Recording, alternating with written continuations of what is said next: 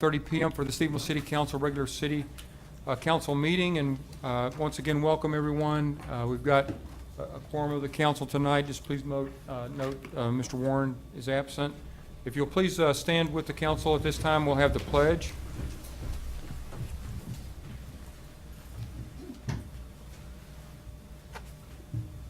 I pledge allegiance to the flag of the United States of America and to the republic for which it stands, one nation under God, indivisible, with liberty and justice for all. Honor the Texas flag. I pledge allegiance to thee, Texas, one state under God, one and indivisible. All right, thank you. Take your seats. And at this time, I'd like to invite Pastor Jared Brown from Grace Fellowship Church to come forward and offer the invocation this evening. So, Pastor. Would you bow with me? Father, we love you. God, we just want to start off the night by saying thank you. Thank you for this community. Thank you for the men and women that you've selected to lead in this community. God, we just thank you that you have truly protected us and taken care of us, advised us, counseled us, corrected us, rebuked us from time to time. And Lord, you have made this place a city set on a hill, and you are making it into an even brighter city set on a hill. God, we do pray for San Bruno, folks out in California, the folks of YouTube who have suffered at this crisis, the shooting. Lord, we pray that you would protect the families, you'd be with the families, you would encourage them. God, you would lead. And we just pray that same protection over this community. We've known such grace, we've known such blessing, we've known such abundance. God, I ask tonight that you would be with each and every council member, that you would remind them they sit underneath your counsel. God, that you would prompt them, lead them, guide them to the decisions that you want for this city. We pray a blessing over them now. In Jesus' name, amen. Amen. Thank you. All right, the regular agenda tonight will begin with the citizens' general discussion. I've got one item submitted. I'll ask Shelby Slauson to come forward and introduce herself and give us your topic, please. I'm Shelby Slauson. Thank you for giving me just a few minutes of your time. I'm here on behalf of Backpack Buddies this evening. Just wanted to make sure you're all aware that this Friday at the City Park from 11 a.m. until 2 p.m. we'll be having the second annual hamburger fundraiser for Backpack Buddies. I know most of you are aware, but for those who aren't, Backpack Buddies is a nonprofit local mission that provides weekend food to children in our community who are at risk of weekend hunger.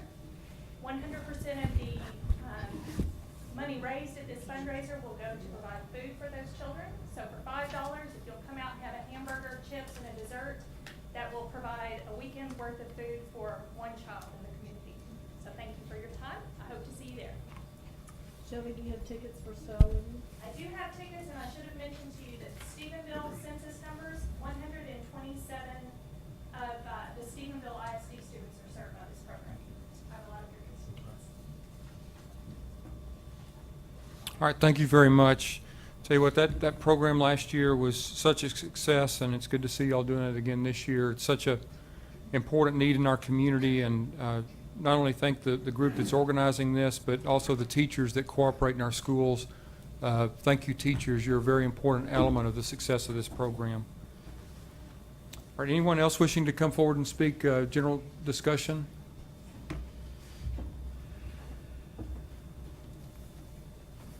Okay, if not, then we'll move next to a proclamation for National Crime Victims' Rights Week, Child Abuse Prevention Month, and Sexual Assault Awareness Month. I'll read the proclamation as follows. Whereas the observance of National Crime Victims' Rights Week focuses on the issues and trauma experienced by victims of crime and the services available to support them, and provides an opportunity to strive to achieve the ideals of fairness, dignity, and respect by ensuring that all victims are afforded their legal rights and provided the assistance as they face the financial, physical, psychological impact of crime. And whereas April is designated as Child Abuse Prevention Month, specifically to provide awareness of the pervasiveness of children who are subject to and exposed to abuse and strive to achieve the ideals of having a volunteer for every foster child who advocates for their right to have a permanent, loving, and safe home. And whereas April is designated Sexual Assault Awareness Month to call attention to the devastating effects caused by rape, sexual assault, and child sexual molestation, and to assist those who have been victims of such abuse in their recovery.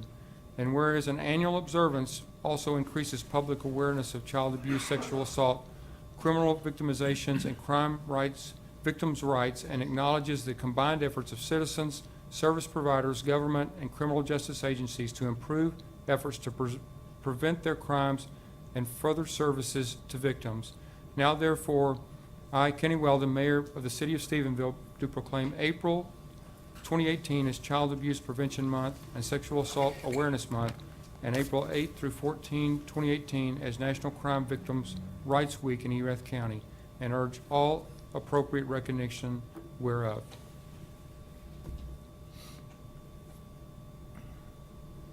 Pass those two back to Stacy.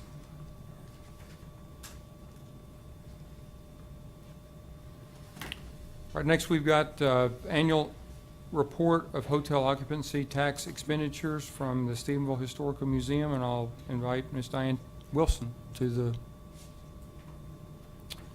floor.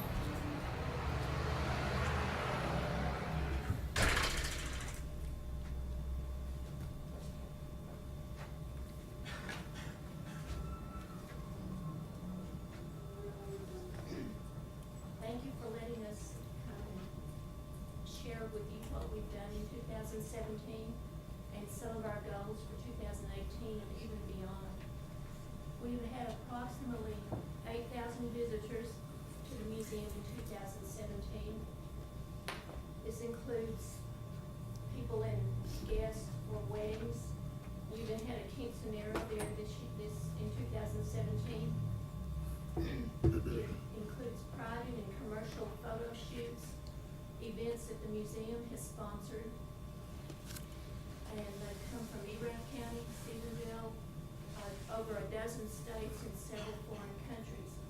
We're fortunate enough to have local and area school groups who have come and either conducted events of their own there or they've helped us with some of our events. The Tarleton ROTC Corps of Cadets came in August and took a look at the John Tarleton Ranch House. We've had church groups, we've had nursing home groups from out of town who come to see the museum, and other clubs and nonprofit organizations that we've allowed to use either the chapel or the meeting room free of charge.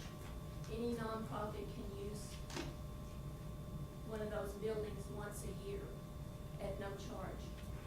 We have a 17-member all-volunteer board who have put in approximately 4,000 hours of volunteer service in 2017. We've also had Tarleton students and high school students who have come to volunteer.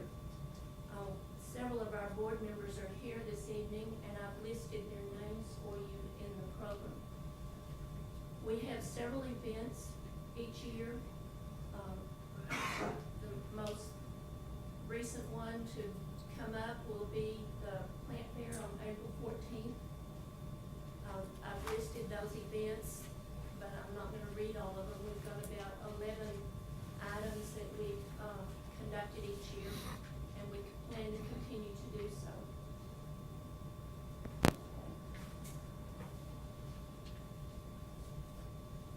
I don't guarantee I can make this work, but I'll try.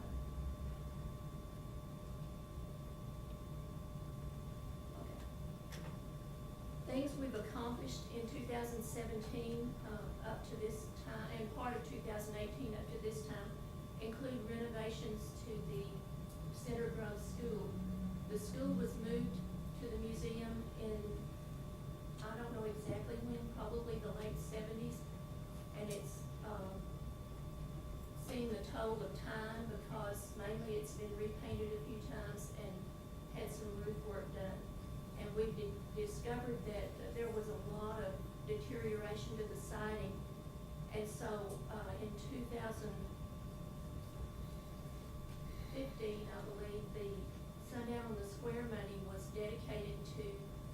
renovation of the school. I've got pictures, the two pictures show you the back of the building before renovation started and the back of the building since the exterior renovations have been completed. We intended to put new siding, repair the leaky roof, and paint the building. But once the siding started being removed, the contractor discovered that the walls were bowing out, the floor was sinking, there were no studs between any of the windows. The only support studs were at the corners of the building, and the wooden windows were literally holding up the roof. And so when the work began to be done, he figured out that the walls were bowing out, so he went under the building, shored up the piers that were sinking, used a cable system in the attic. Well, sorry. There's, the cable system is pulling all four walls inward. And once that was done, we determined we needed to replace the windows because they were so rotten and deteriorated that they couldn't be reused. So instead of having wooden windows built, because they're all custom built, because none of those windows are exactly the same size, we opted for new vinyl windows, which were custom built, but at a much lower cost than wooden windows would have been. He did put studs between all the windows, and so it has a good support system now. Here's an example of what the windows look like. And the new windows now have UV protection so that our artifacts inside are better protected than they were before. We've also upgraded the electrical system because that's where we cook 20 roasters of soup for the soup supper in January. And the years before this year, we've been blowing a lot of breakers, so we upgraded the system. Added some more security lighting, and hopefully have been good stewards of the money by repairing the building in the most efficient manner for the best cost that we could, and that it won't have to have so much repair work done. Hopefully never again, but at least not for a long time. There's the front of the school during renovation, and then the front of the school after the renovation was completed. The next portion of the school renovation is the interior. We've determined that the floor had some termite damage. There's no active termites anymore, but it was old damage, so we've removed the spongy boards that were not in good condition. The rest of the flooring, however, is not in good condition because it's not the original floor to that building. It came from another building. And this is a drawing to show the tongue and groove.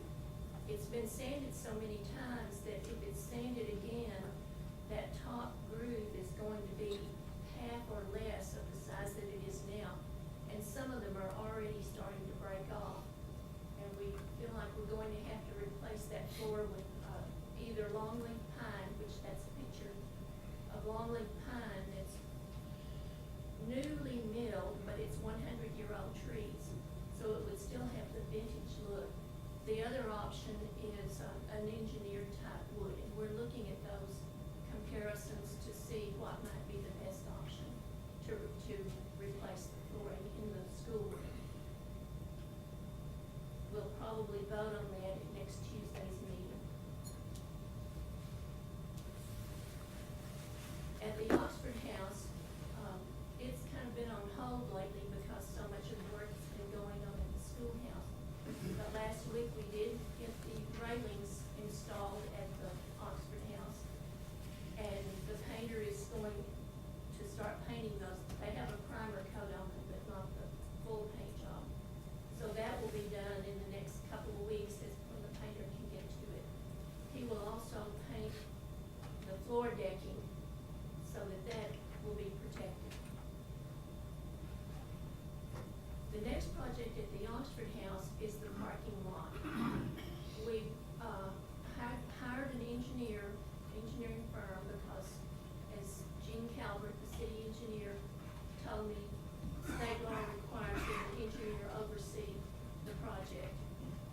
Earlier this month, they sent out 10 bids, and we only got 2 bids back. And both were for more than the engineer expected, and for more money than we have available right now. The 2016 Sundown on the Square money was dedicated to building the parking lot at the Oxford House. And that will keep it a lot cleaner inside and out and make it look better than it does at this time. The house looks pretty good, but the grounds don't look as good as we'd like for them to. Our 2018 goals and beyond are just, the first one is the Tarleton House. It has a lot of damage from deterioration. It is unpainted vintage wood. It has windows that need to be repaired or replaced, screen doors that need to be repaired or replaced. There's some old termite damage, no active termite damage, but we want to repair that. The porch has weakness in the boards and needs some more work in the underneath the porch and supported. And the 2017 Sundown on the Square money was dedicated to the John Tarleton Ranch House. Once we get the schoolhouse completely finished, then we plan to start on the Tarleton House and make quite a few repairs and renovations to it. The carriage house, which is the long building in the picture, is in need of a little work. It needs to have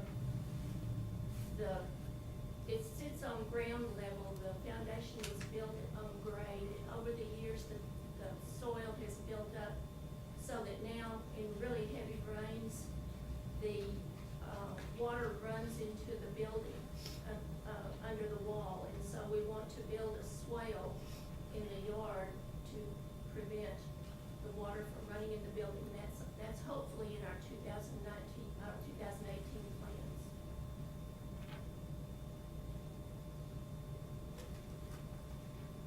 The Sundown on the Square money for 2018 is dedicated to the Chapel on the Bosque. It needs to have some foundation work done. It has some plaster inside that's cracked and places that need some work done there. And that will probably not start until 2019. But that is our next big project after the Tarleton House. The Berry House needs to have the air conditioning, one air conditioner replaced. After the fire in 2015, the upstairs unit was replaced, but the downstairs unit needs to be replaced. All of our buildings need to have some kind of work done on them. It may be minor, but those are our goals for 2018 and beyond. I've included in your packet, but I don't have a slide of our proposed budget, which will be voted on at Tuesday's board meeting. We hope to have an income of $95,500,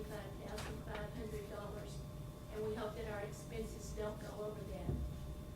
Due to some of the unexpected structural repairs that we've had on the schoolhouse, we did go over budget some this year, but hopefully we can keep that from happening in the future.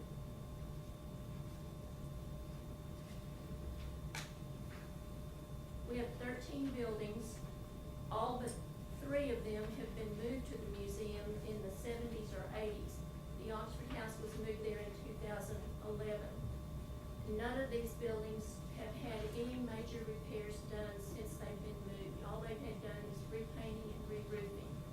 And we did have new stained glass windows put into the chapel several years ago. But because they've been there so long without major repair, the deterioration is finally catching up with us.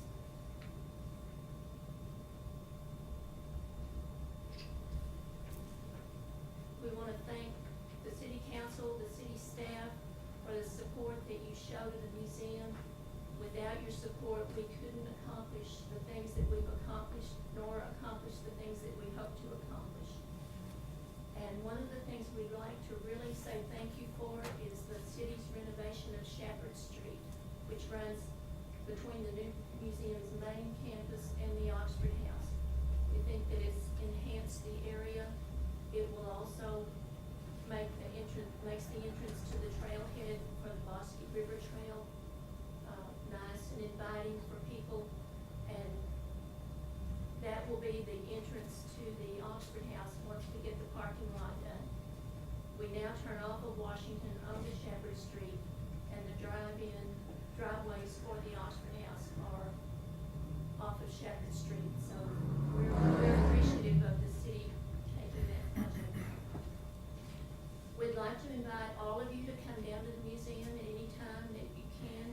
We're open from 10 to 5 Tuesday through Saturday, 1 to 5 on Sunday, or we can make a special appointment. We don't mind showing folks the place after hours if that works out for everyone. So sometime when you have a extra time, come down and we'd love to show you around. Any questions? All right, thank you. Questions for Diane? Actually, a couple things, Mayor. Yeah, go ahead. Ms. Wilson, I appreciate you coming down here to give this. I know you guys do a lot of work with very little resources, so it's pretty amazing that every year y'all can do what you do.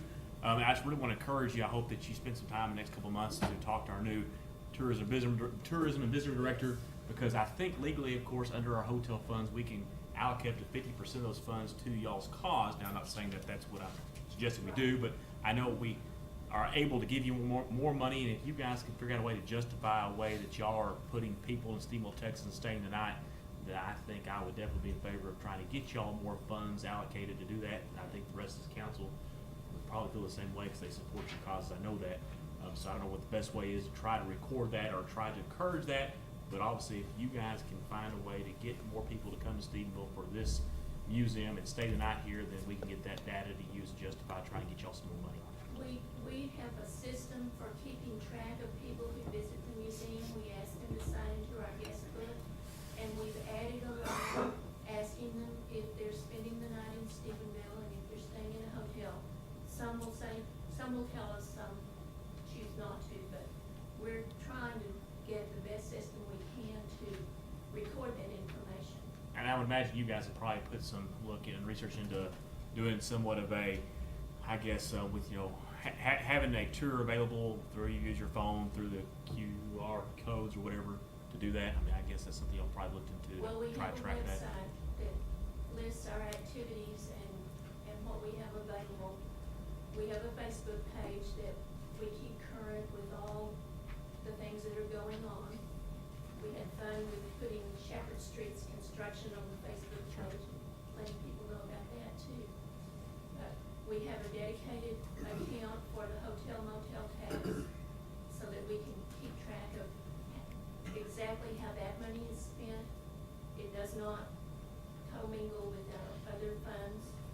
And so we're working on trying to do the best job we can with what we've got. No, I understand. I respect that. It may not be something for y'all to look into as a way to try to track more data and gather more data. You know, I don't know what the cost would be, but I know a lot of cities, of course, they'll have a little marker set up and have use your phone. You'll scan with the QR code, and they'll come up all the information about the Tarleton, you know, about the John Tarleton House, the Barry Codge stuff.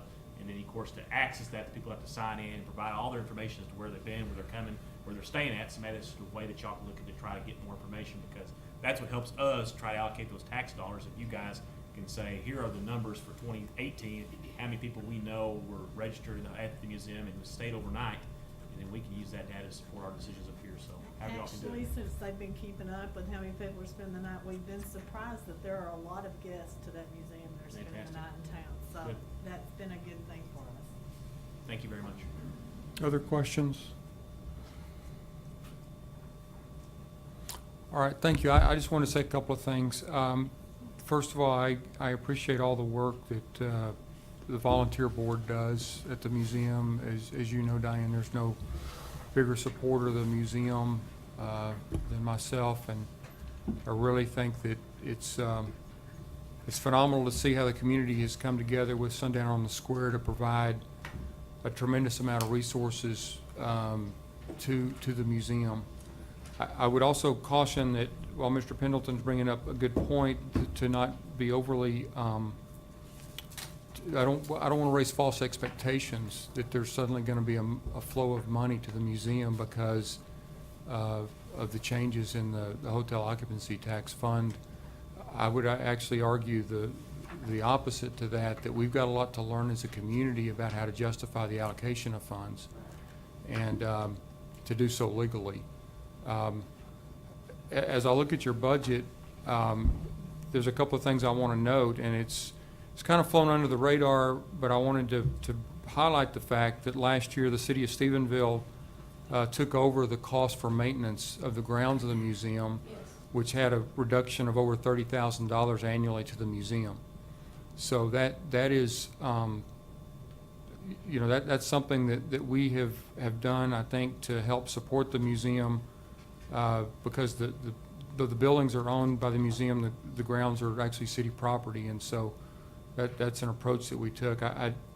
I do see that money's been sucked up fairly quickly for Oxford House renovations and repairs, and I'll just, here in this public setting, just make the recommendation that maybe the salary level and the budget might look at providing a professional full-time curator to the operation to consider how to handle the tremendous amount of resources that are being provided there, so that they can be, so there's time and the ability to get the work done, because it's stacking up. And I know y'all know that, but also for someone to be able to work full-time on this hotel occupancy tax fund agenda, it's going to take somebody that really understands that and can facilitate the outcome for the museum in a positive way. And so I just encourage you to consider that. Obviously, we can't dictate your decisions, but if you just don't, this is just Kenny Weldon talking, this isn't the council talking, but just as a recommendation. We are attempting to learn the new guidelines as well. In fact, our treasurer has already met with Monica, and they've discussed a lot of the changes that have been made and how the museum can address those changes. Okay, well, let me just offer another word of caution. The city of Stephenville today has no policy in place to manage hotel occupancy funds. We're working on that. So it's great to talk to Monica and understand some of the rules that are in the law, but we have just now, this week, brought on board someone to professionally manage that. That's Julie Crouch-Smith, who's going to work with Mr. Barnes, who has the responsibility to define the policy.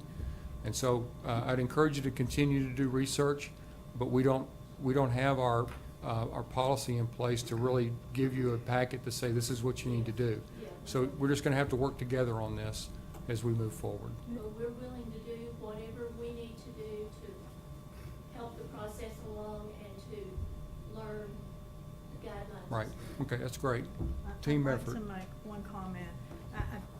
I think there was some miscommunication somewhere, because we were paying $800 a month for mowing, right? Is that correct? 600, and so the city took that over, so I believe that's 7,200. It wasn't 30,000, it was 7,200. Okay, what I was pointing out is that there was a $30,000 reduction in facility maintenance. Of that, the city took back the mowing. So Carla, what I'm trying to point out is we're trying to help the museum. But where was the We've re- other, it was 7,200 Right. less for us, but where'd the $30,000 figure come from? 67,306, 31,200 minus 67,306. The museum is having to reducing their facility maintenance and materials budget for 2018 by $36,106. And so I was pointing out, I think there's a little bit of clarification that needs to be done on 67,000. That is maintenance and materials, but not grounds maintenance. That's maintenance, materials, repairs, et cetera, in buildings and that sort of thing. So your 67,000 is not grounds maintenance. okay, let me back up and try to restate what I was saying. The museum has reduced its maintenance budget by over $30,000. Because we're not spending that much money on building repairs. Right, and that's a very positive thing. The thing I was trying to point out is that I personally have worked for about 4 years to remove that maintenance line, Ms. Russell, from their expenses, because I believed that it was not a cost that should be borne by the museum. And so we were successful in being able to do that this year. And I just wanted everybody to know that the city has removed a burden on the museum that it bore for many years. We And, appreciate that. and I think that's a positive thing of us working together. Right. All right, thank you very much. All right, next we've got the comprehensive annual financial report. And Monica, do you want to start this for us, please, ma'am? Mayor, council, we met last week with the finance chairman and Ms. Zachary on our comprehensive annual financial report. It's here today to present to you, so I'll go over a few things in it. If you'll look at page 27, this is our statement of net position.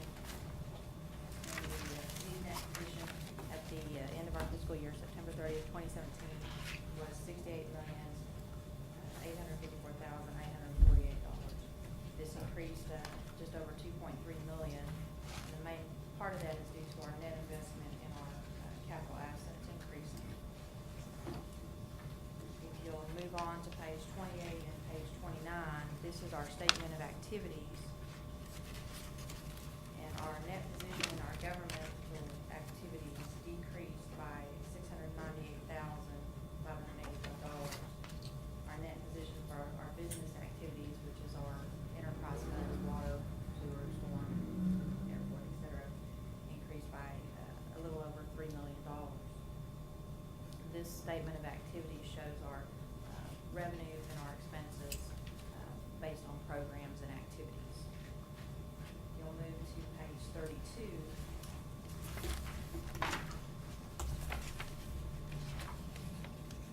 This is our statement of revenues, expenditures, and changes in fund balances for our governmental fund, which is our general fund, some of our special revenue funds, capital project funds.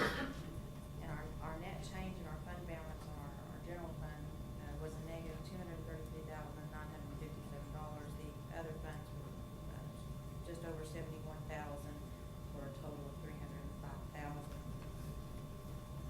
On page 33, this is a reconciliation because this governmental fund is based on a modified accrual.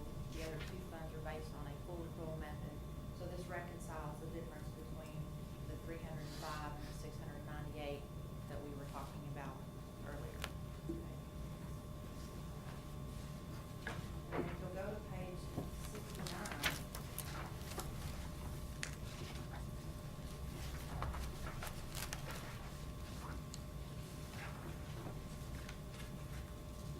This is our general fund, and it's on our budgetary comparison schedule. So in our general fund, we budgeted, our final budget, to decrease our fund balance by $1.3 million.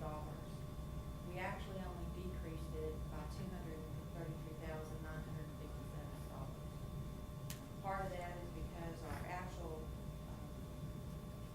revenues over what we budgeted were up by $248,000. And our expenditures were down by $648,000. And there is some true savings there, because we did not spend all the money that we budgeted to spend. And in the budget adjustments that I'll be presenting to you a little bit later, some of those budget adjustments that we did are carryovers, only $55,000, I believe, 55,000 of that is money that was budgeted that we're carrying over. So we really did have some true savings where a lot of the departments work hard on tightening the budget, tighten the belt, not trying to spend all their money. And then the last thing that seems to be a topic of interest to a lot of people is our net pension liability. So if we move over to page 61, this is a note to our financial statement, and it explains our net pension liability.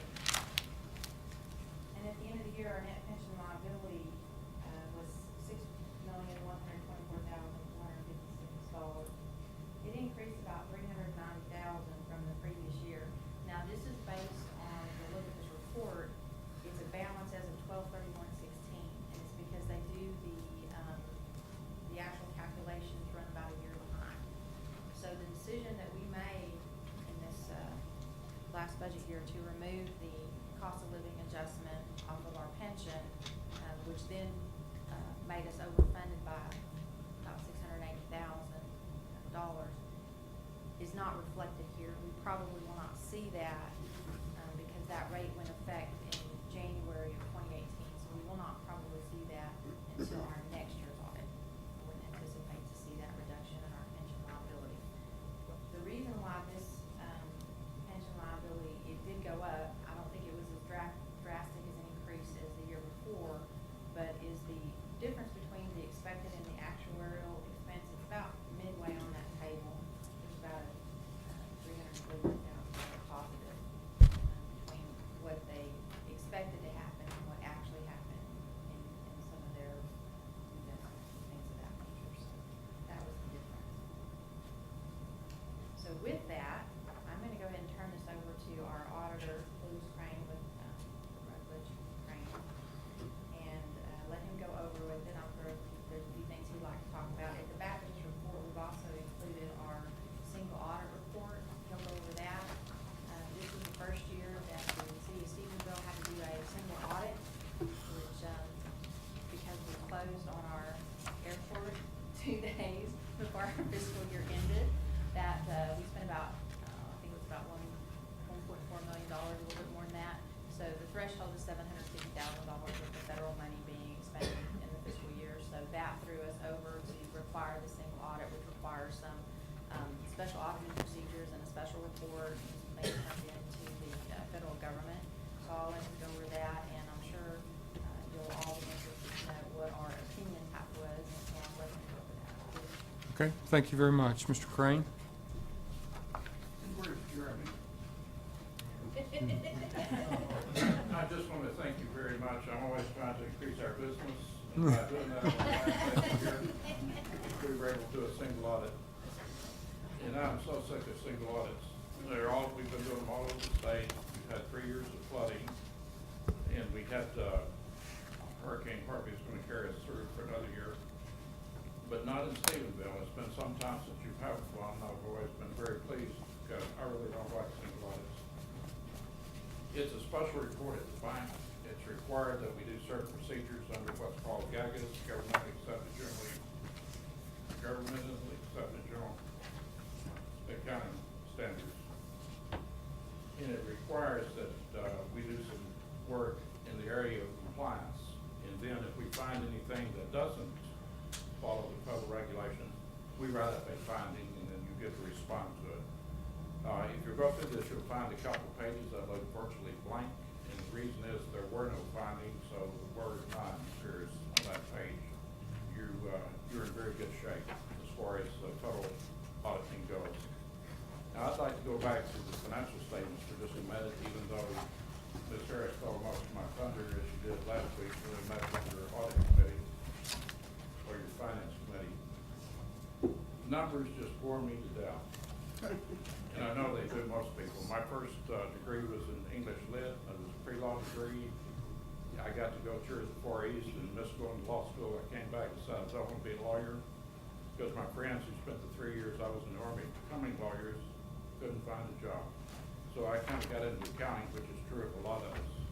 But they still just bore me to death. The question is, did we have a good year or not? And the answer is yes. And that's hard to figure out from your financial statements because just because you show a loss or that year doesn't mean it was a bad year. You plan those because if you built up your fund balance too much, it means you're retaining money that would be better in the community. So we use that to come down. But I always like to see, and I look for one thing when I look at financial statements. I go to the general fund's budgetary comparison, and I ask myself, did we spend more than we budgeted or less than we budgeted? If we spend less, it means you're paying attention and you're trying to hold your expenditures down, which was true here. And that's the reason you budgeted a large incursion into your fund balance. It didn't occur because you held your expenses down. If you get more revenue than you budgeted, that's fine, but you have very little control over your revenue. Other economic things cause the revenue to increase. So overall, you had a good year. The single audit was, again, let me thank you for that. just a little icing on the cake. But I'm glad to see they're putting that much money into your airport. And if you had any questions that your Mayor Pro Tem didn't ask me last week, I'd be amazed. I only have one. I just get some public questions in the public Yeah. setting. It was an unqualified audit. Yes, it was. Okay, that's most important. There was no findings in federal, and it was not qualified opinion. I've watched Stephenville over the years, and we've done your audit before, and we've done it for the last couple of years. And it's always been like this. Occasionally, you might have a little dip, but Stephenville has been a very healthy community that's been on the way up, and we've always enjoyed our time here. I can assure you that I appreciate the time you spent with our committee and Monica, going over this. Earlier, we spent 2.5 hours probably doing that. And I'm sure the rest of the council appreciates that too. So that's all the questions in here. And Ms. Zachary, they pay a lot of attention to their duties as finance committee. It's kind of like going to a root canal after the first hour's over with. Now you know what we hear on a regular basis. That's right. And I don't mean to make light of it. We did get into the details, and it was a good meeting. You recognize that he has unequal access to a CPA to help him come up with questions. I became painfully aware of it. Okay. I suspected it would. She texted me some questions during the meeting. I almost had the feeling that, I better not say that, because you were very close to this person. Other questions for Mr. Crane? All right, well, I'd like to thank you very much for providing that and for the fun with Jeremy. Our airport is really important, and so it's good. It was inevitable that we would have to do that, so I guess it was rather sooner than later. So thank you very much. Can I say one thing? Yeah, go ahead. I just want to say that I really appreciate Monica and the work she's done. It's amazing the information we get now, and how we get the information, the sharing of data, et cetera, and the working relationship. I really appreciate you and the work you're doing. Yeah, she's been very interesting to work with. And I appreciate We've learned a lot about Hobbs. Or was it Hobbs? No, this isn't the way we did it. Carlsbad, that's right. Yeah, right. If you haven't heard that yet, you will. Oh, yeah. Thank you very much for your. All right, thank you. Has a big Thank you. I also want to just echo something that you shared with me, Mr. Crane, before the meeting, and that is your professional opinion of our finance director and Monica, and the great job that she's doing, and the improvement the significant improvement you've seen in the handling of our finances, that I think is a great reflection on, Monica, your professionalism and what you brought to the community of Stephenville. So thank you for that very much. The report we will need to accept, so I'll entertain a motion to that effect. Mayor, I move that we accept the audit report as presented. Second. Got a motion by Mr. Savine, second by Mr. McClinton, to approve the audit review of fiscal year 2016-17 as presented. Any discussion? If not, we'll proceed to vote. All those in favor say aye. Aye. Opposed? All right, that motion carries, unanimous vote. All right, Mr. Barnes, you want to brief us on the next item? It's to consider approval of ordinance number 2018-013, amending section 5.06 longevity pay of the Stephenville Personnel Policy and Procedure Manual. Mr. Mayor, members of the council, if you'll recall at our workshop earlier, or last month, we discussed the longevity pay. The new personnel policy manual changed from a biweekly payment of the longevity pay to an annual payment. It was expressed to us that may cause some financial hardships on some employees, some long-term team members. And so we came back to council and asked if we could give our current team members the opportunity to continue to receive the payments, the longevity payments biweekly or monthly, or annually. Give them the choice. However, our new employees after April 1st would be required to receive those payments annually. And that's what this ordinance does, is it changes that section of the personnel policy manual. Okay, questions for Mr. Barnes? Okay, if not, then I'll entertain a motion. Mr. Mayor, I move that we approve ordinance number 2018-0-13 as it's been presented. I second. Okay, motion by Mr. McClinton, seconded by Ms. Trussell to approve ordinance 2018-013, amending section 5.06 longevity pay of the Stephenville Personnel Policy and Procedure Manual. Any discussion? All right, then we'll proceed to vote. All those in favor say aye. Aye. Opposed? That motion carries, unanimous vote. All right, Mr. Barnes, back to you. The results and for us to consider approval of sale of real property located at 891 East Road. Mr. Mayor, members of the council, we advertised the potential sale of the property at 891 East Road, which is commonly referred to as the animal shelter.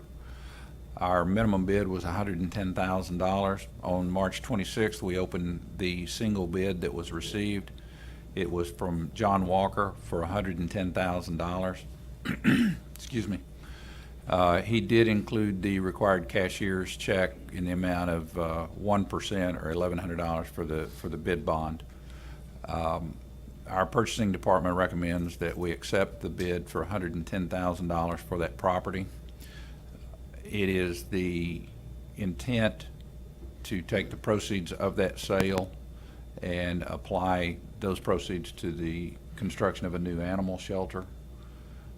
We will work with Mr. Walker to negotiate a time period to allow us to build the animal shelter and be able to move it to the new facility, which is currently planned to be at the fire training facility. All right, any questions for Mr. Barnes? All right, Mr. Nix. The property that the new facility will be constructed on is currently city property, correct? That is correct. So we basically will be exchanging, for lack of a better word, the existing property, putting that property back on the tax roll, and then constructing the facility in a location that is currently city property, and we basically will have no impact on the tax roll. That is correct. The new location will not have an impact on the tax roll. The current, it's my understanding from Mr. Walker that 0.44 acres that the animal shelter is on is actually going to be part of a larger project that he is planning. He is the owner and operator of Outlaw Conversions, and he is going, it's my understanding he's going to put some facilities for Outlaw there, as well as at Stephenville Trailer is going to put some facilities there. It's going to be a retail area. I think, and I hope I'm not giving away his business plan, but I think he's going to put a small RV park back there for his coach business, the Prevost customers when they come through town. They do on a regular basis, and really don't feel comfortable parking $1 million or $2 million rigs at a roadside RV park. So it's going to cater to a very small, very select piece of the market. I do want to say Mr. Walker has been an absolute pleasure to work with. He has, from day one, has done absolutely everything he can to comply with our requests. And I don't think that the time period is going to be an issue with him.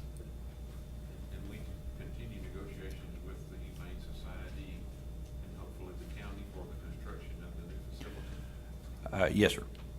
Okay. When Jimmy's training those guys out there, the dog turn, is that up down that ladder faster, right? I think so.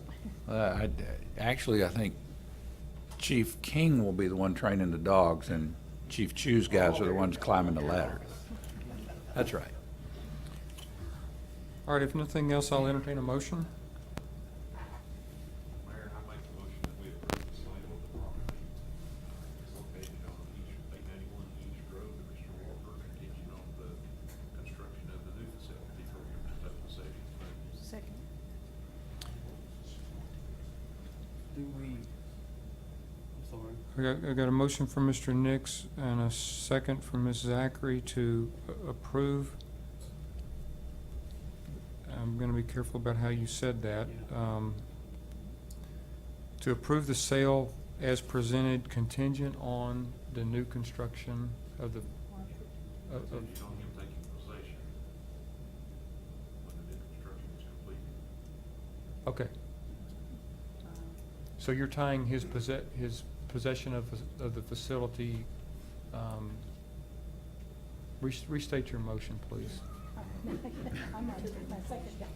we approve the sale of the property at 891 East Road for the price presented, contingent on him taking possession when the new facility is constructed. Not a part of the motion, but I suspect that would be a part of the contract that Mr. Thomas and Mr. Barnes. Okay, Mr. Nix, what I want to make sure I'm not confusing in your motion is this word contingent, because if your motion is just approve acceptance of the sale as presented, within ITB 3240, then we'll vote on that. If you're placing a contingent to another event, I want to make sure that we're clarifying that in the motion. Well, and my motion may not have been clear enough. The sale of the property is what I intended to make the motion Oh, for. okay, But okay. his possession will be contingent on the new Right, so that'll happen, facility right. being complete. So you're just adding that as a matter of fact, that the conditions, as Mr. Barnes stated, were,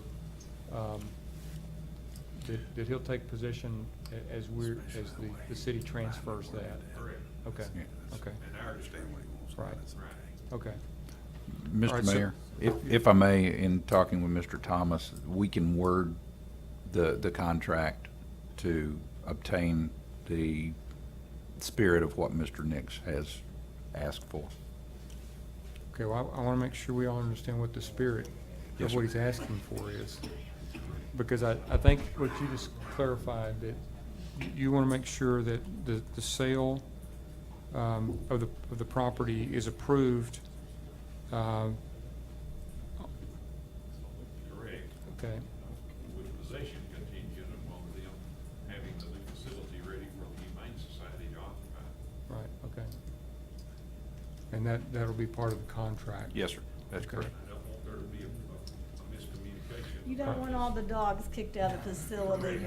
Right, okay. I want to be sure that is protected also. Where are you gonna put all All right, those and dogs? Ms. Zachary, that's the motion you I will understood? do that. Okay. All right, so any discussion then? If not, we'll proceed to vote. All those in favor, say aye. Aye. Opposed? All right, that motion carries, unanimous vote. All right, I got to say something here, and Council, I'll make this very brief, but I'm really excited about this. This is the council working together to come up with a very innovative solution. It's got a lot of moving parts to it, but Mr. Barnes, thanks for your leadership. Thanks for everybody working on this. Thank you, Humane Society, for working with us. Thank you, Mr. Walker, for working with us. This is going to be a win-win-win for Stephenville. Now, if the county will please understand that we are in this together. And I invite them to join in on this success and be a partner with us as we move forward. And that would be greatly appreciated, I think, by every citizen that is involved with this effort. All right, the next item on the agenda is the Employee Benefits Trust meeting. And so I'm going to recess our city council meeting at this time at 6:25. And I will call to order the Employee Benefits Trust meeting. And we'll consider approval of a contract with United Healthcare for employee health insurance. And Mr. Barnes, you want to start this for us? Yes, sir, Mr. Mayor, members of the council, if you'll again recall at the workshop, we were walked through the new insurance plan by Monica Leatherman, our consultant, our insurance consultant. This year, we're going to have 3 plans. The base plan went down 3% from last year. The buy-up plan from last year also went down 3%, and there's a third plan that is kind of a middle tier between the two that we have this year. And it represents a little different type policy than we have now, and we have Cheryl Truss here who can explain everything you want to know about insurance. And Monica's here who can explain the financial end of it. But essentially, at the end of the day, in the current plan, we're paying about $625 per month per employee for insurance, and in the new plan, we'll be paying about $605. And giving the employees some choices. And gave the employee additional choices. Okay, so any questions or additional comments on that? All right, then I'll entertain a motion. I move that we approve the new health insurance plan as presented in our meeting. I'll second it. All right, a motion by Mr. Savine, seconded by Ms. Trussell to approve the health insurance comparison plan for year 18-19. Any discussion? Proceed to vote. All those in favor, say aye. Aye. All those opposed? If that motion carries, unanimous vote.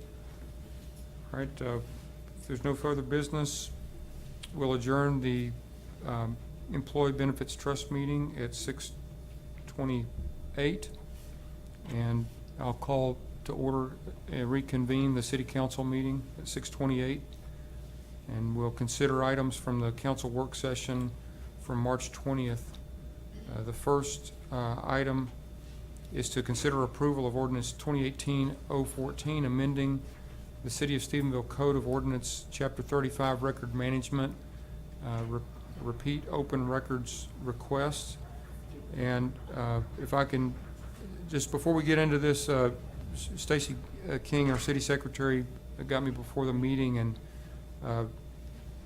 the City Attorney had reviewed the language that we've got, and it says Texas Local Government Code in our packet. It should read Texas Government Code. That's an administrative change, so it's not a substantive change. So we'll just consider what's before us as complete, and assume that change of the deletion of local in that title of Code Section 552-275 will be a part of this action. So, Stacy, do you have anything you want to add? Okay. Then I'll entertain a motion. Mayor, I move we adopt ordinance number 2018-014 with the proposed change. Second. All right, motion by Mr. Pendleton, seconded by Mr. McClinton to approve ordinance 2018-014, amending the City of Stephenville Code of Ordinance, Chapter 35, Records Management, repeat open records request. Any discussion? If not, we'll proceed to vote. All those in favor say aye. Aye. Opposed? With that, motion carries, unanimous vote. The next item is consider approval of ordinance 2018-015 regarding the regulation of recreation and amusement redemption machines. Jason? Or Jeremy? I guess Jeremy's going to present. Well, we may have some Here's questions your for backup. Jason. But Jeremy, why don't you go ahead and start? Game room and amusement redemption machines. On March 20th, the council convened in a workshop and discussed the proposed ordinance for game room and amusement redemption machines, providing for regulation of centers and business establishments with recreation and amusement machines with the corporate limits of the City of Stephenville. The proposed ordinance mimics state law and other local ordinances established in other communities. The ordinance provides definitions, establishing licensing requirements, establishing authority to enforce, and providing for a penalty clause.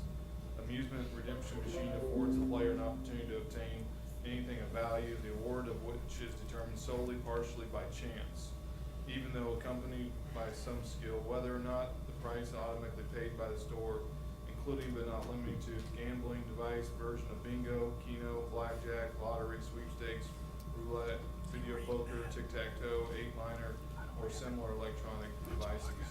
This ordinance will help ensure that games are played by chance. It establishes the hours of operation, allows for transparent playing environment, and establishes the penalty for non-compliance. Okay, questions for Jeremy?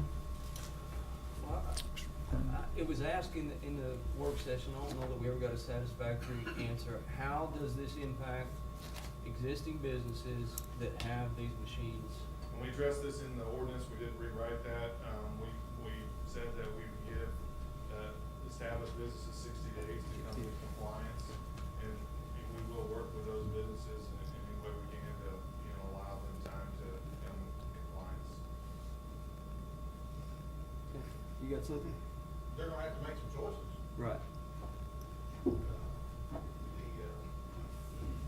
Part of the ordinance prohibits the sale of alcohol in the same location. And we asked about that during the work session. And so when you think about the locations we currently have, they, as far as I know, they all Sell alcohol. sell alcohol. So I mean, they've got some decisions to make. There's also some hourly requirements on the business. Some of them currently are 24 hours.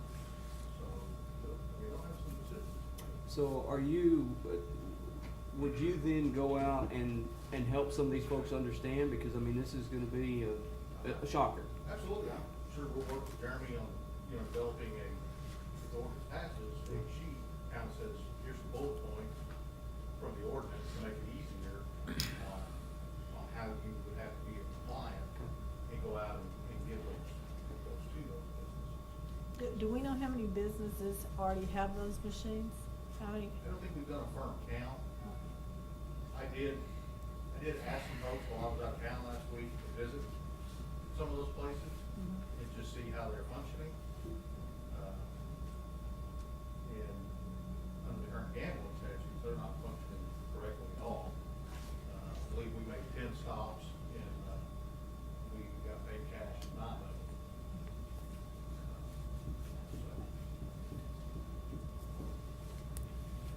So what do you do with that? We'll visit with the prosecutor about it. But Okay. it was, we'll see if there are any cases to be made, but that was also for informational purposes. So we get complaints about how they're functioning. And so we wanted to check, we use the police department employees as well as cooperating individuals.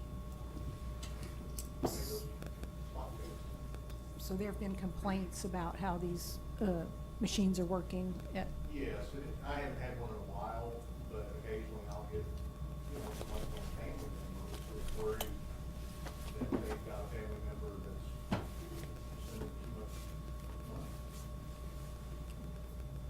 So let me just plainly say what I think I heard you say. These establishments are violating the law according to the state of Texas rules on gambling. That would be correct.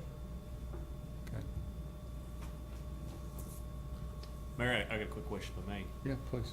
The one thing you just mentioned, Chief, and that was the first thing I thought about. I read through the proposed ordinance, of course, was I think it's been a long time since I probably visited these machines, but my recollection was that most of them were at the gas stations, of course, and I think which is what you're just talking about.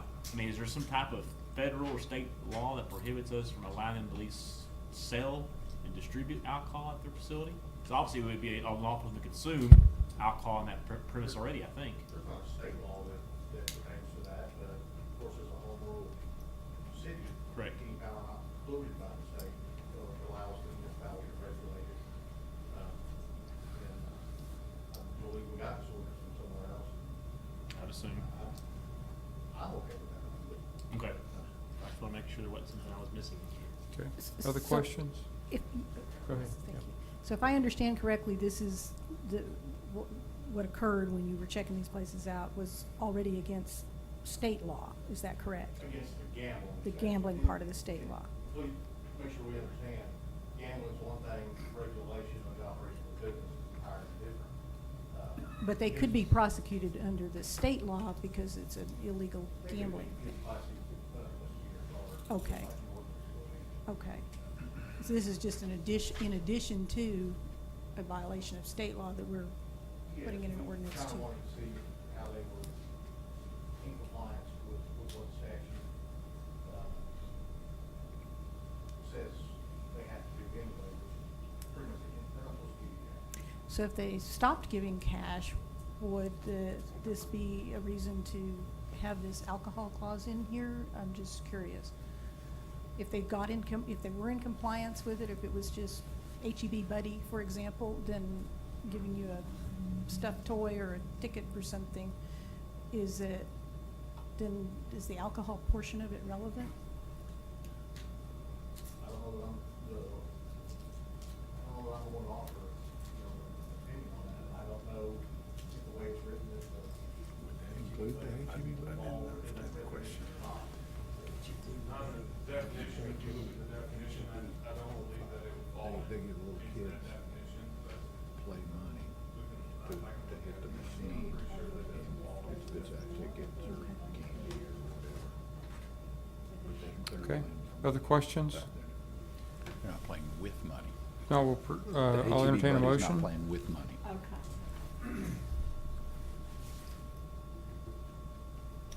Mayor, I'll move that we adopt ordinance 2018-015. I'll second. Motion by Mr. Pendleton, seconded by Mr. McClinton to approve ordinance 2018-015 regarding the regulation of recreation and amusement redemption machines. Any discussion? Oh, I know we will. Now we'll proceed to vote. All those in favor, say aye. Aye. Opposed? No. All right, that motion carries. Nays from Mr. Harrison and Ms. Zachary. Next item is consider approval of ordinance 2018-016, approving mid-year budget adjustments. So, Monica? But they don't get any money back. No, that's not. No. At the last council workshop session, we went over these budget adjustments and details, so I won't bore you with all the gory details again. We may want to call Mr. Crane back and let him go over them for us. And really was more exciting than I am, but, we, did reduce our net cash, our revenues decreased by 1.1 million, and the expenditures also decreased by, 877,000 for a net of 269,000 decrease. The reason why the decrease in the revenue had to do with, we had budgeted to spend that airport money this year, and surprise, surprise, I'm not gonna let Jeremy live it down. We closed on that property 2 days before the fiscal year ended, so. Good that's job, why Jeremy.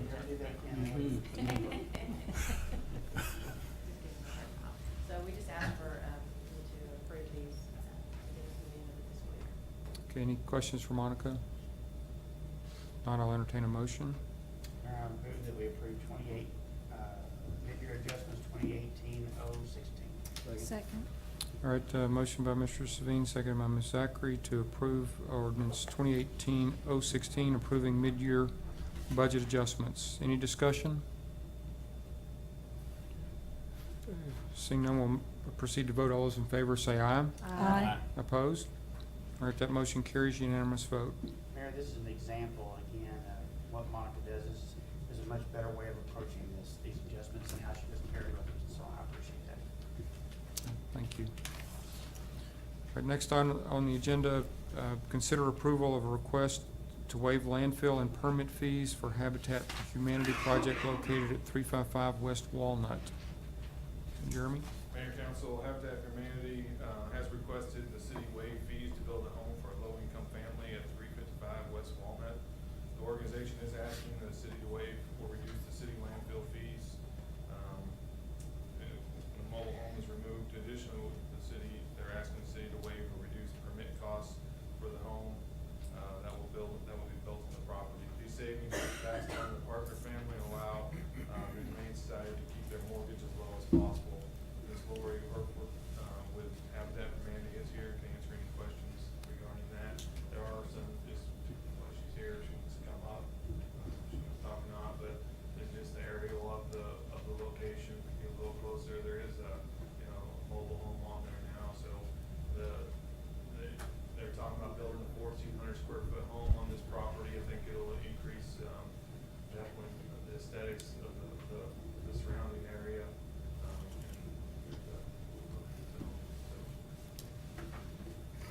Any questions for Jeremy? I'll just ask a couple of things. You said at the last meeting that you thought that, talking about $1,000 in fee waivers for inspection and permitting. You still solid with that? That's right. Yep. Mr. Williams, you indicated $500 to $600 for gate fees to remove the existing structure. You still pretty good with that? Yes. What about gate fees if you were going to allow if you're gonna waive the construction debris, $500-600 again, is that? It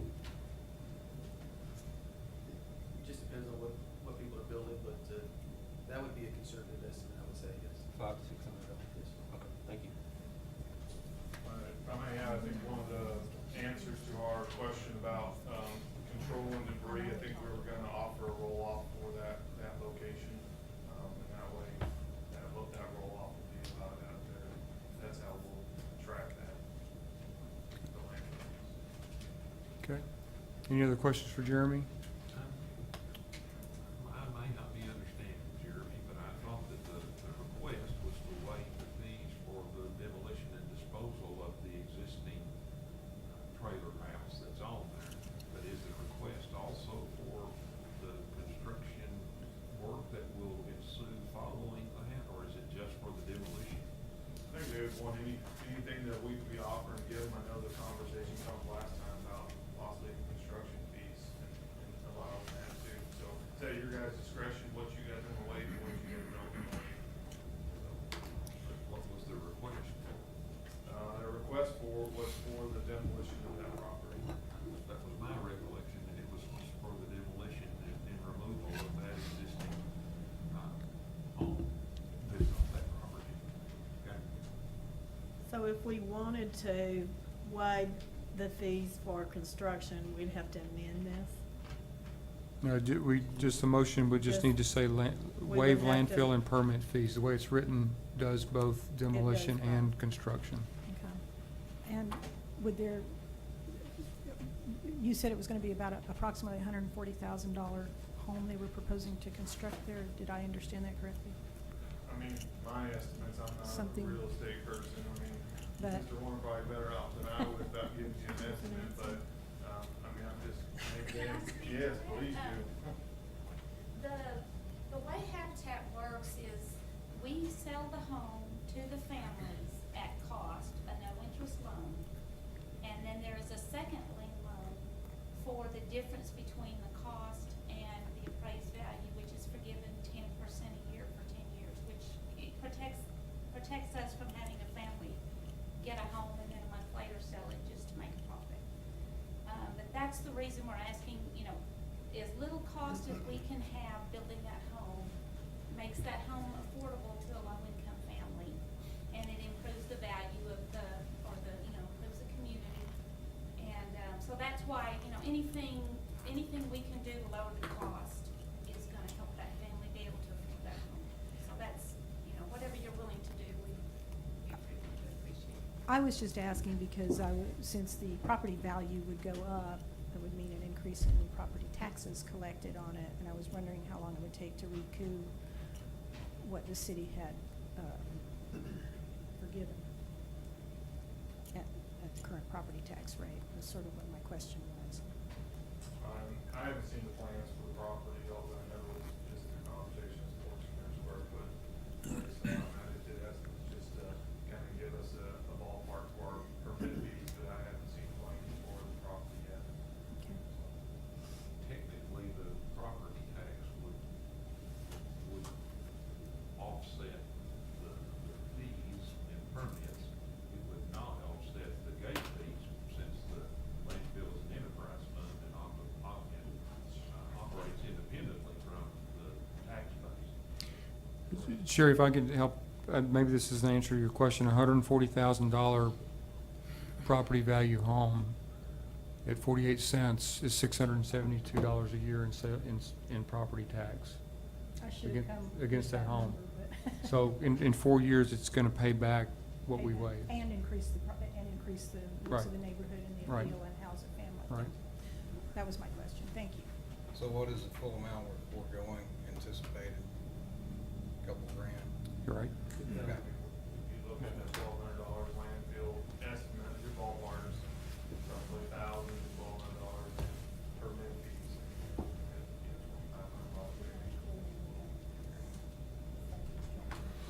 Okay, so the proposal from staff is to waive landfill and permit fees for Habitat for Humanity project. I'll entertain a motion. Mr. Mayor, I'll make that motion, but I do want to put the caveat in there that I don't like leaving blank checks around, so I'd like to include in the motion to waive the fees that it would be up to but not to exceed $2,500. All right, so I've got a motion from Mr. McClinton and a second from Mr. Nix to approve the request to waive landfill and permit fees for Habitat for Humanity project located at 355 West Walnut at an amount not to exceed $2,500. Any discussion? If not, we'll proceed to vote. All those in favor say aye. Aye. Opposed? That motion carries. Ms. Herbert, I want to thank you and Habitat for Humanity for the great work y'all do in our community, not only for families, but for the neighborhoods with which they're able to move into. It is really important, and y'all do great work. So thank you very much, and thank you, council, for recognizing their hard work in doing what many cities around the state of Texas already have done for many years. And hopefully this will be something that will continue. All right, next on the agenda is to review a statement of qualifications and rankings and recommendations related to engineering services. So, Mr. Nick Williams. Mayor, if I may, I think I can address that if you'll allow it. Certainly. On in the council work session on the 20th, we discussed a number of different options Mr. Williams presented to us, and there had been I'm going to call it a thorough investigation and evaluation of a number of professional service firms who presented their credentials, qualifications, et cetera, to us, the city. At that time, the council directed staff to prepare master service agreements that would be reviewed by the Public Works Committee and the council prior to them being approved with the firms of HDR, Breeze Nichols, Chimco Coke, and Kimley Horn to provide professional design services to the city of Stephenville according to the city's purchasing policy. The meeting was a work session. It was not a council meeting nor a committee meeting, so there was no, there was no action, and there were no recommendations based on that. Staff is currently working on preparing those and will present those to the council probably at the meeting that is already scheduled for the 17th, the work session that is scheduled on the 17th. Similarly, at the same meeting, we discussed the rehabilitation of the ground storage tank at the Garfield facility. They had proposals from two companies, and it was the staff's recommendation to use, well, I know, I'm drawing a blank on the name. Tank Industry Consultants, thank you, I'm sorry, to do that work because their proposal and the city's experience with them was better. Again, staff is currently working with them to develop that proposal from them, and they will present that at the workshop on the 17th also. I don't think either one of these takes any action tonight. This is basically an update on actions following the work session that we had. Okay. Mr. Barnes or Mr. Williams, anything to add to that? I don't. Okay. All right, thank you very much. Next, we've got the monthly budget report.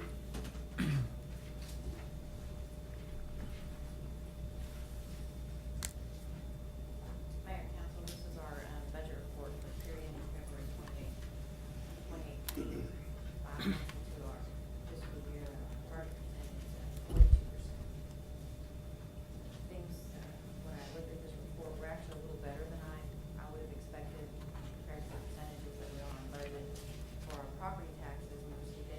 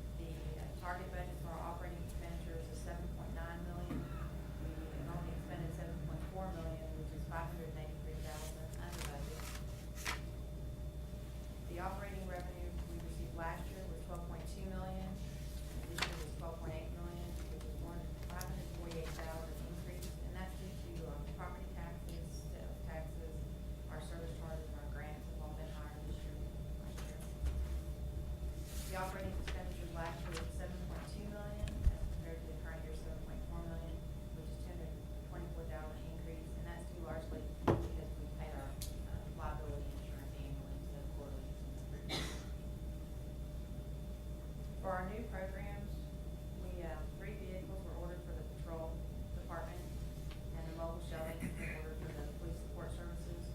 The chip seal and the microservicing bids have been awarded, and they should move forward as soon as our weather permits. Okay, questions for Monica? Were the 3 vehicles lease purchase or are they just leased? Lease No, purchase? those are lease purchases, yes, sir.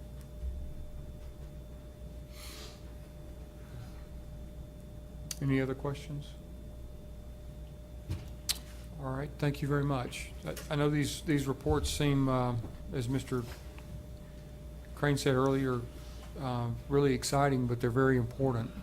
And Jeremy, you're a pilot. You've got a pilot's license, right?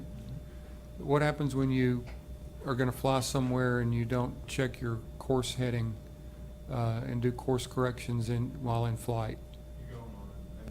You go on an adventure. You end up a long way from where you thought you were because of the airplane drifting, and so as you're flying, you're constantly making course corrections, right? So the fact that the council a couple of years ago, I think, with Monica's arrival, started looking at these monthly, allows all of us to do these a 30-day course correction to what we're doing. And so what we heard earlier with the audit, I think, is a direct reflection of that. We don't get to mid-year with these huge course diversions that we've got to make corrections for. We're able to do that in 30-day increments, and that's I think been very helpful to us throughout the year. So once again, Monica, thank you for that. Next on the agenda is the update from the Stephenville Type B Economic Development Authority, or CETA, and Ashley. Mayor, council, we have a little 52-slide presentation. All right. Just a little slideshow with a few tidbits.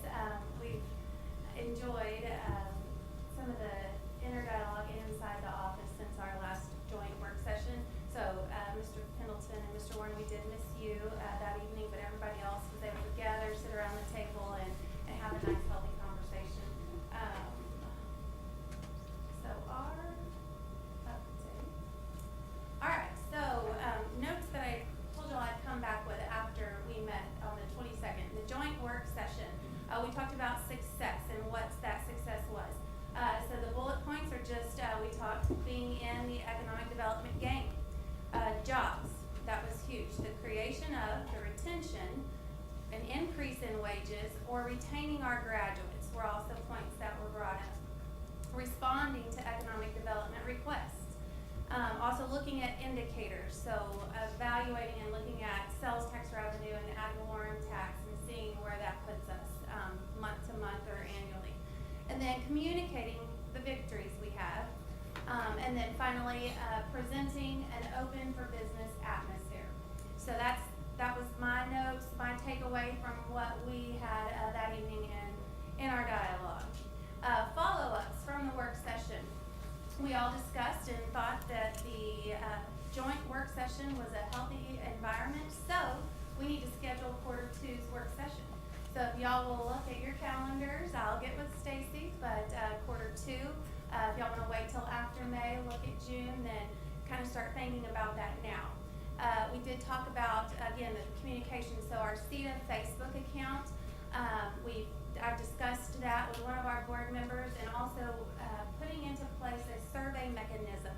And we actually just did this for the Downtown Merchant Association on one of their events, but having a survey that we can use and send out through this Facebook when we get it, created, where we can ask, hey, citizens, what are the priorities? Where are we at? How are things going? And those also are a few of the items that we addressed that evening. Since that session, Texas Workforce has been contacted. I've talked with Adam Kern.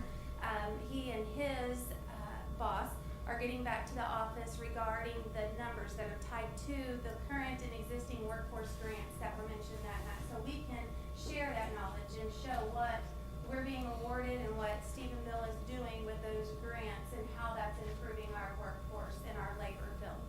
And as well as through some of the business retention and expansion visits that we've been making and some of the CETA spotlights, some of you have heard that the workforce, it's a continual struggle It's, you know, good that people are looking and they're, you know, ready to fill positions.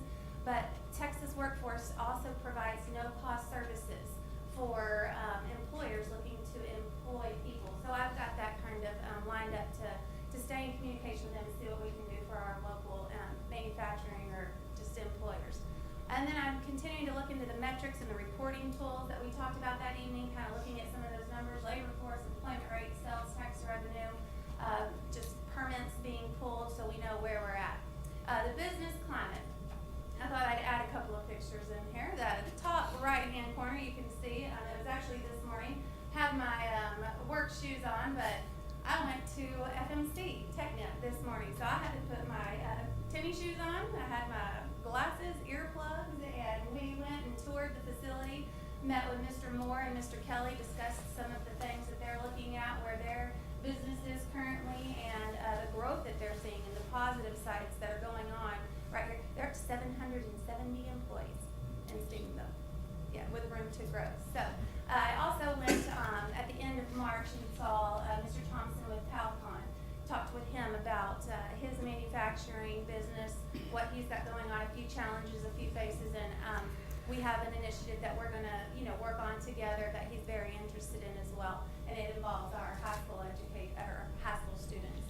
Then down at the bottom, we hosted the Tarleton Entrepreneur Club. They came out, wanted to visit with the Economic Development Office. So this is little Justin Hankins here, and he enjoyed his time in the office.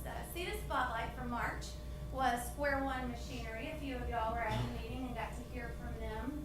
And we'll continue to do this, and actually TechNet is, FMC is scheduled for the April meeting. Business development, a few new projects that are ongoing. Project HT, we had a round table with the city staff, Mr. Barnes and Mr. Turk were there. Tarleton State, Dr. McGregor came, and then the property owners are the ones who are interested in buying and selling. They came in. This is a multi-use kind of development project that they're looking at. The conversation was very positive, and all parties at the table were grateful for those involved to have an upfront conversation about it. So we'll continue working with them. Keewaydin, again, this is retail hotel. They're very interested in pushing through and seeing this project to completion. They've had Stedco and CETA join forces, so we've sat together and we're working on a few projects with them and continuing to take in information and help provide them with what they need. And then WCX 18 is next week, so that's in Detroit. That's the World Congress Experience. That's the one I shared with you all last time that we were invited to on behalf of the governor's office, and so you can see there. I'll be attending alongside Joe Magruder and Andrew Harris of the governor's office, Sharon Cook with Encore, and then the other economic development entities are El Paso, Laredo, Waco, Terrell, McAllen, and Stephenville. ED projects and programs. Project Blue is still acquiring that land and negotiating terms with that. We had our conference call, Jeremy and Mr. Barnes and myself, with public management who's doing the grant writing on that. It was a very positive phone conference, and they reassured us that they were more excited about that project last Monday when we were on the phone with them than they had been in a while. So it's moving forward. Infrastructure, we're waiting on solid numbers from the development with the West Washington sewer. And then we were able to approve, the board of directors approved facade grant last board meeting for 203 Morgan Mill Road. And other office happenings, the executive director search is, we will have interviews Thursday. The board of directors will come in. We're doing the top 3 applicants. We'll have a Skype interview, and then the board will take all of that under wraps and schedule following interviews.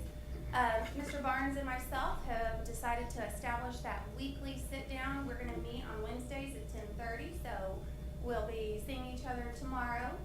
The website, the updates that we talked about as well, they're taking place. It's a work in progress, but if you'll log on and look for that transparency page, some of those updates and some of the stories that will continue to change and kind of showcase what we're doing instead of who we are, you'll notice some things on there improving.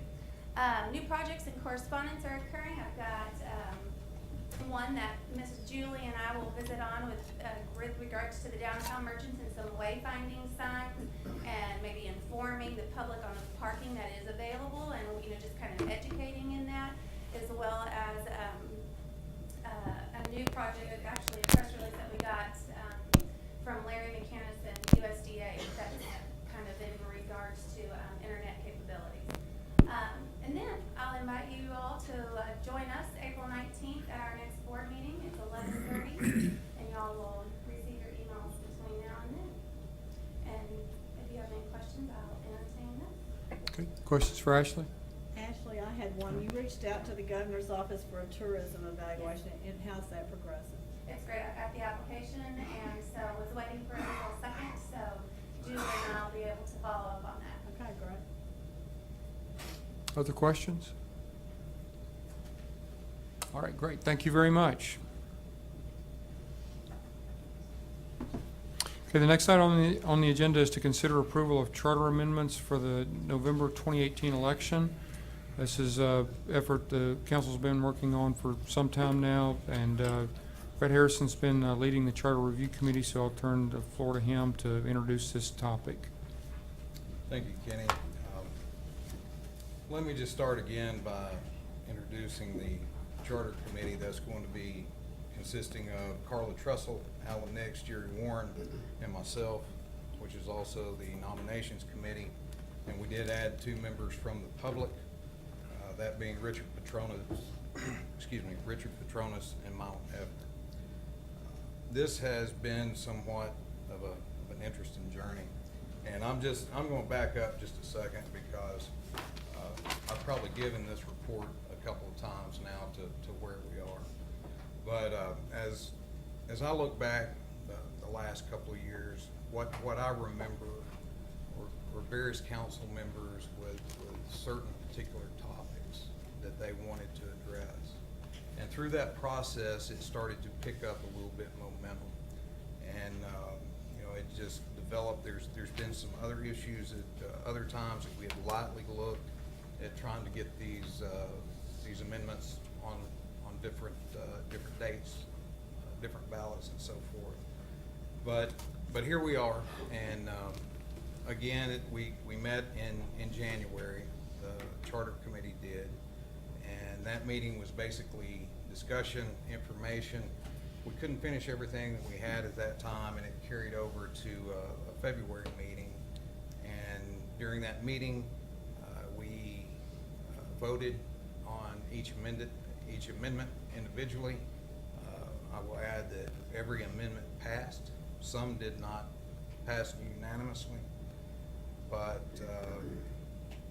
that is essentially what has happened up to date. And we're looking at in the provisions here. What we're looking at. Some of this is just general housekeeping, so to speak, but we do have a few amendments that fundamentally are significant and require quite a bit of consideration. The intent is for us to try to get this on the November 18th ballot. And as far as the propositions that we have in front of us, I am not so familiar with this. We haven't reviewed this as a charter committee, and at this point, I would like to probably defer to Mr. Barnes or the city secretary, maybe to fill us in, or what type of procedure that you're looking at. Okay, so what I have presented to y'all came out of charter committee. A lot of them you've seen. We did add, per y'all's committee's request, a recall provision, and then also we didn't have the chapter giving the duties of the city manager, and so those are in here. And what I've done with these, I kind of went off of another city's charter election, and this is just a consolidation of all the ones that we presented. This is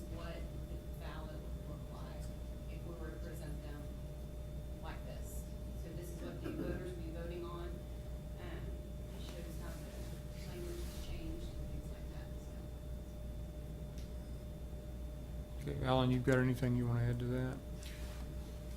that? No, sir, not much.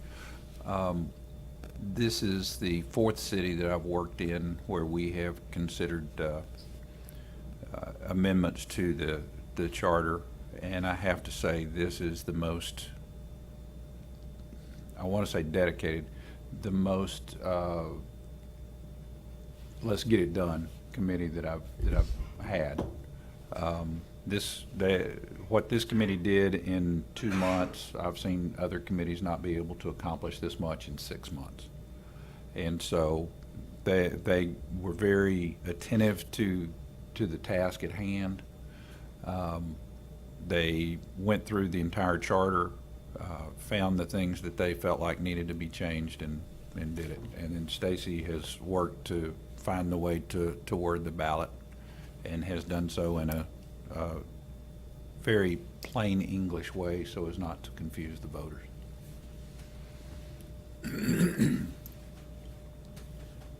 Okay, so for the meeting tonight and the decisions we've got in our packet, there's 9 pages that contain the 12 propositions that we have.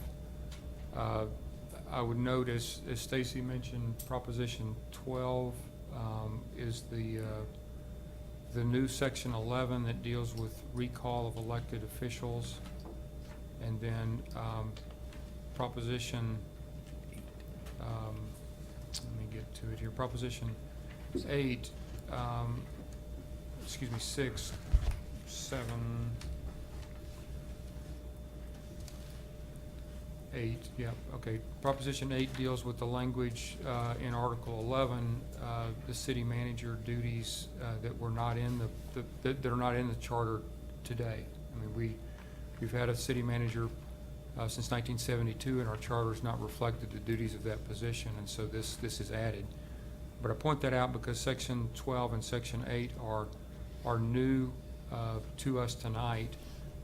Though all 12 are but they're not new to our discussion. It's just the content is new. And so what I'd like to propose to the council is for us to, we're going to let Stacy read the major topic item for each proposition, so that gives us a summary of what those are. As she's doing that, I want you to consider this as like we do the consent agenda. There's 12 items here, and I would propose that if there are items that you would like to discuss in more detail, that we can pull those off like we would in a consent agenda. And we'll put those in a list here to come back to. And then if there are those like the administrative ones that we are prepared tonight to go ahead and approve, then we can do so at this meeting. So bottom line, we're going to go through each of them here slowly. We're not going to read the if approved language, because what Stacy's done there is if it's approved, then there's actions that have to take place as a result of that, but just the proposition and its proposal itself. And then I'll open the floor for council members to pull from the list those they'd like to discuss in more detail, and we'll leave on the list those that we feel comfortable going ahead and approving. Is that clear to everyone? Everybody okay with that? Yeah. I'd interject something. Okay. I think, speaking for myself, and I think all the other council members, this is the first time that we have had an opportunity to read these as they will be on the ballot, and they are done well, and my intention is not to minimize that. Mm-hmm. But at the same time, I believe because of the far-reaching impact of these on the city and the city government, in fact, and the city as well, it would be my feeling that we would be better served if we went through this in a workshop session to be able to discuss, edit, agree, whatever we feel necessary at that time, rather than do it at the next meeting. At the workshop level, the discussion is much more informal, and it would be much easier to understand. It would also be my desire that more of the public be informed and come to this workshop for some input, and at least, if nothing else, for some information. I've had a number of questions asked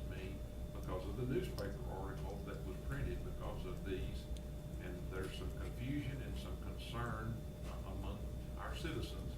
And I think to serve them and help represent them better and give them an opportunity for input and understanding, if we took this tonight and referred it back to the workshop and let the committee again deal with it as we did last time and go through these at that point, I think it would better serve the council, and I think it would better serve the committee as well.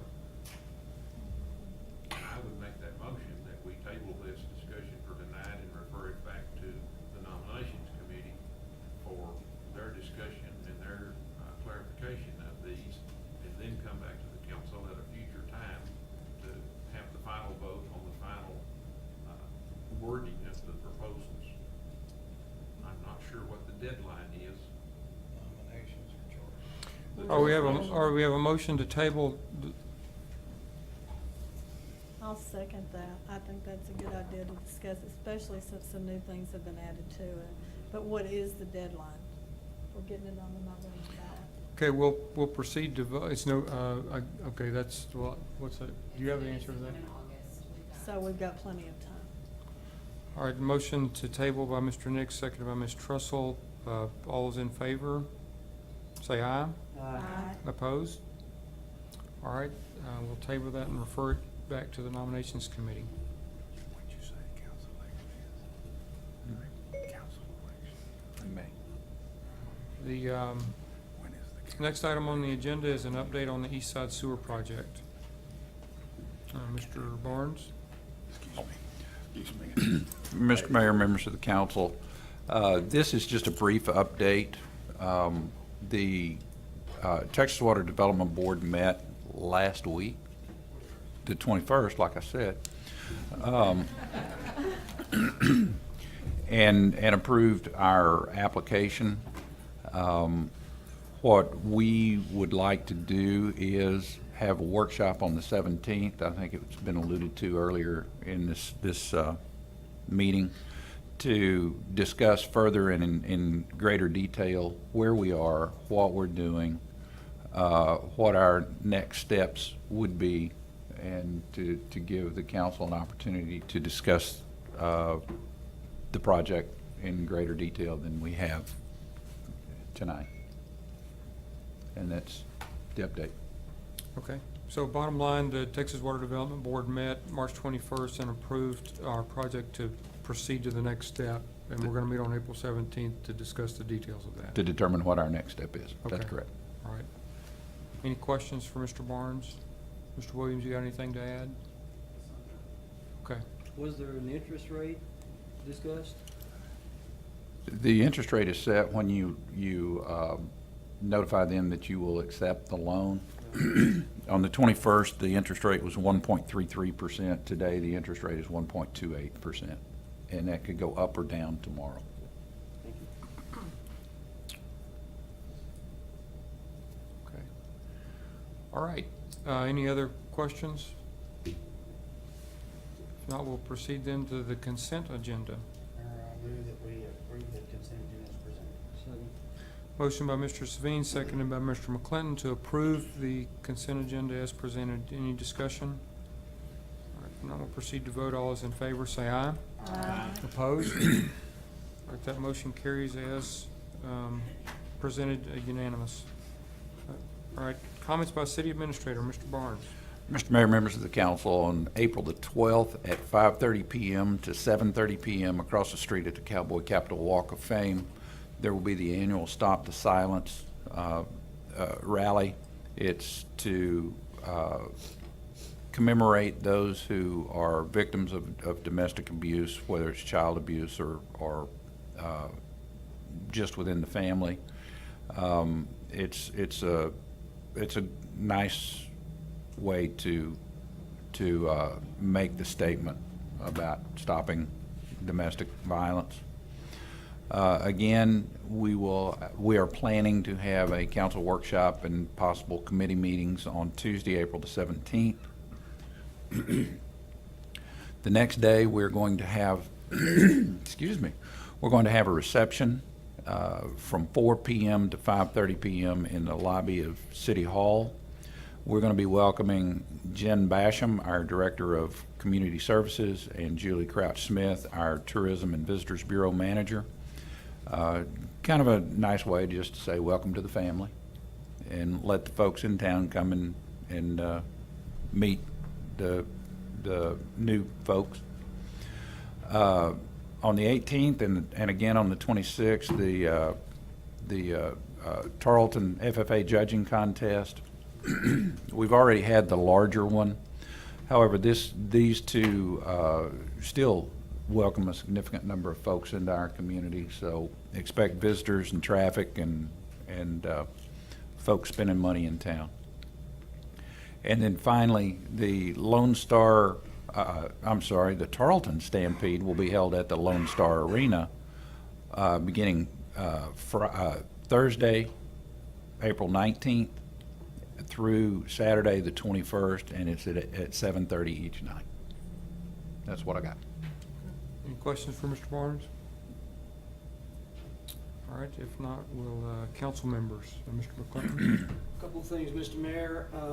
One, just a general thank you goes out from me to all the Tarleton students, faculty, and staff that participated in Service Week and the Roundup. Once again indicating that Tarleton State University is an outstanding partner to the city of Stephenville, so I really appreciate all the work that was done. And echoing what Diane said earlier, Chapard Street, if you haven't seen that, just go by. Wow, what was done there. It's fantastic. I want to personally thank the 5 young ladies that came out to Bill Johnson Park a couple of weeks ago as a part of Service Week. I promise you those girls did not think that they were going to be on the business end of a shovel all day, but that's what they got, and they did it with a smile. And I really thank them for coming out. I want to shout out to Mark Wallace also. He was out there all day. Really appreciate that, Mark.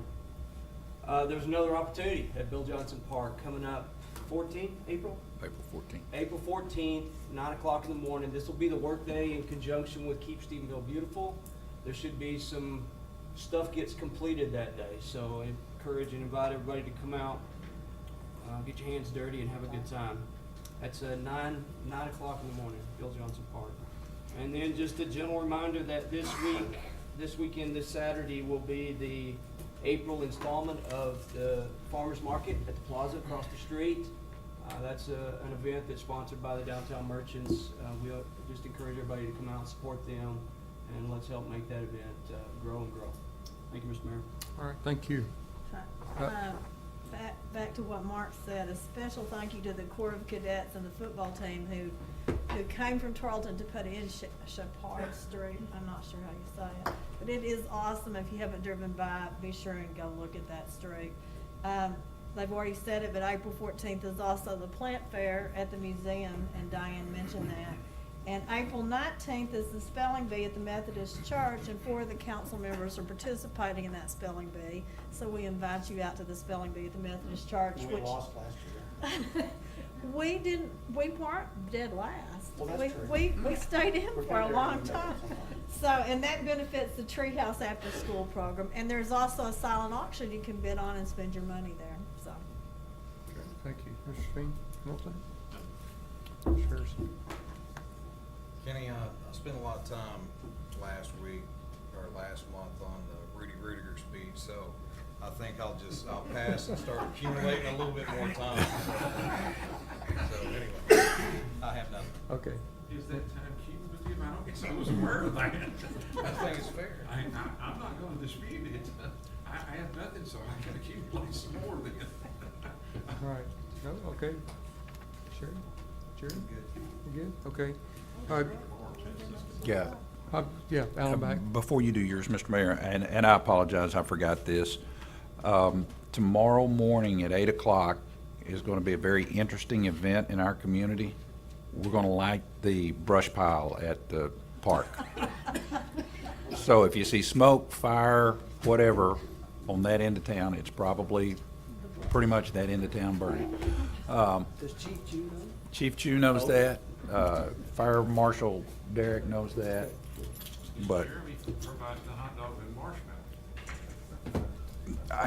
I don't think so. This has been pick on Jeremy night. I thought so. So maybe Monica will or Jen or somebody.